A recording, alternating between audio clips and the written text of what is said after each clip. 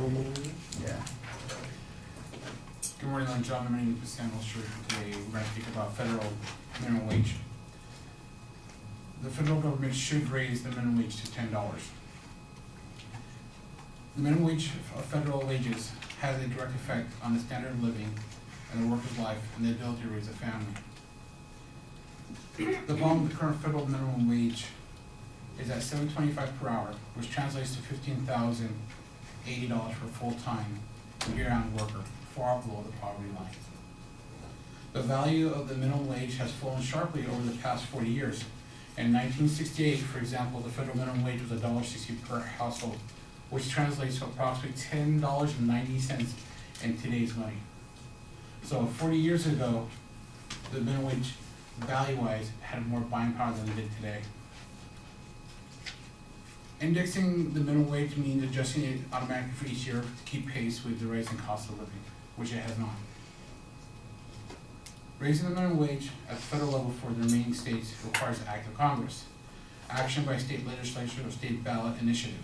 The federal minimum wage was stuck at $5.15 an hour for 10 years before it was increased in 2007. However, the remaining states and the federal government have not yet indexed their minimum wage. As a result, they eroded the value each year.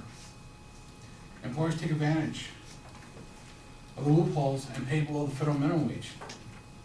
Some states and in some states, and the federal minimum wage law allows employers to pay lower minimum wage to workers who typically receive tips from their customers, sometimes called tip credits. These laws allow employers to pay a reduced minimum wage in light of tips that the workers will receive.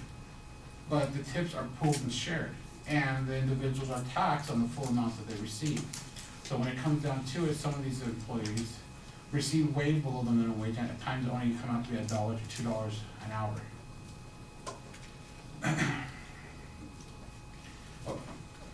Temp workers make a significant portion of our low-wage workforce. They work as parking attendants, car wash workers, nail salon workers, baggage porters, and bellhops. The largest numbers are employed in food services such as waitresses, waiters, bussers, and food delivery workers. Low-wage workers who are affected by the minimum wage are adults. Minimum wage, contrary to stereotypes, low-wage workers whose pay scale are affected by the minimum wage are overwhelmingly adults. Many supporting families, according to analysis of the census done by the Economic Policy Institute.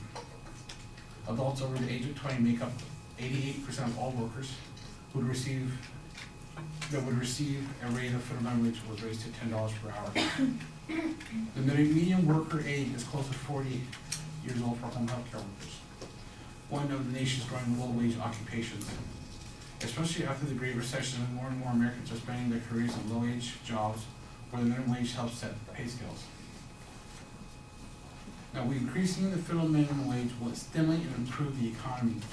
Minimum wage stimulates the economy by increasing consumer spending without having state and federal budget deficits. Consumer spending drives 70% of the economy, and increasing demand is key for jumpstarting production and rehiring.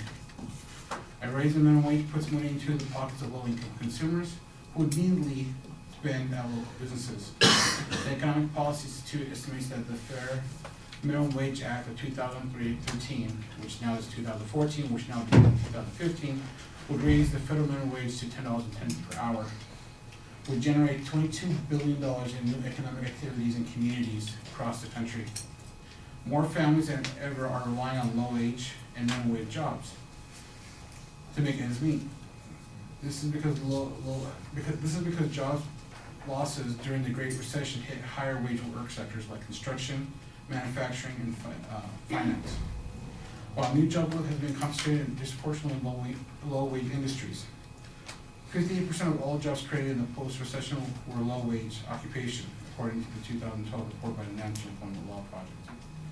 Another short-term trend projected by the U.S. Bureau of Labor Statistics for the next decade, all low-wage jobs, including home health aides, customer service representatives, food preparation, service workers, personal and home care aides, retail salesperson, and office clerks. Raising the minimum wage would boost pay scales in these types of jobs where millions of Americans today spend most of their careers. Thank you very much.